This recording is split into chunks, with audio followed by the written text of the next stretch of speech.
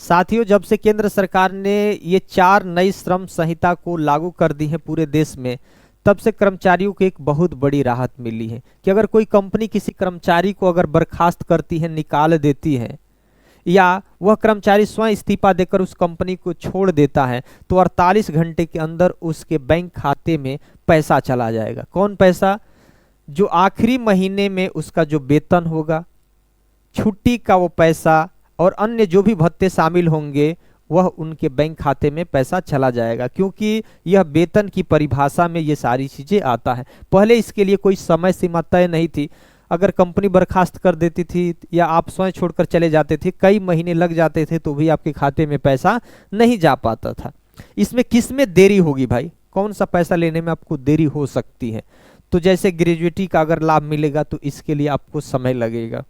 PF का अगर पैसा निकालना होगा तो इसमें भी भुगतान में आपका समय थोड़ा सा अधिक लग सकता है, क्योंकि इसके नियम क्या होते हैं अलग। ग्रेजुएटी और पीएफ के पैसे में थोड़ा आपको समय लग सकता है। ध्यान दीजिए, केंद्र सरकार द्वारा लागू नई श्रम संहिता में कर्मचारियों को बड़ी राहत दी गई है। इसके तहत अब किसी भी कर्मचारी को नौकरी छोड़ने, इस्तीफा देने या बर्खास्त होने की स्थिति में उसका पूरा भुगतान नियोक्ता कंपनी को सिर्फ 2 कार्य दिवसों में करना होगा। 2 कार्य दिवस का मतलब समझ रहे हैं? सिर्फ 48 घंटे के अंदर उसके बैंक खाते में पैसा जाएगा, यानी 2 दिन के अंदर उसके बैंक खाते में पैसा चला जाएगा। पहले इसके लिए कोई निर्धारित समय सीमा नहीं थी। यह प्रावधान श्रम संहिता 2019 में जोड़ा गया है। अभी तक कई कंपनियों में फुल एंड फाइनल सेटलमेंट में 30 से 45 दिन क्या लग जाते थे, यानी पहले यह 30 से 45 दिन का समय लग जाता था, लेकिन अब 48 घंटे में ये हो जाएगा। ये एक बहुत बड़ा उपकार कहा जाएगा कर्मचारियों पे।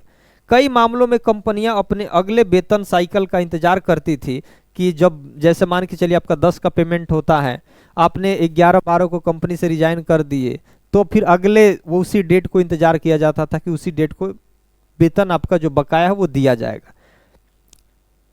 इससे कर्मचारियों को आर्थिक दिक्कतों का सामना करना पड़ता था। नए नियम के तहत अब नियोक्ता को 2 कामकाजी दिनों में कर्मचारियों को पूरा हिसाब करना होगा, तो 2 दिन के अंदर आपका सारा बकाया पैसा आ जाएगा। नौकरी से हटाने पर 48 घंटे में पूरा भुगतान जरूरी होगा। अगर आप किसी भी प्राइवेट कंपनी, छोटी बड़ी किसी भी कंपनी में होंगे, किसी भी पद पर होंगे, आप हमारी वीडियो देख रहे होंगे, तो जरूर इस चैनल को आप सब्सक्राइब कर दीजिएगा, लाइक कर दीजिएगा, शेयर कर दीजिएगा।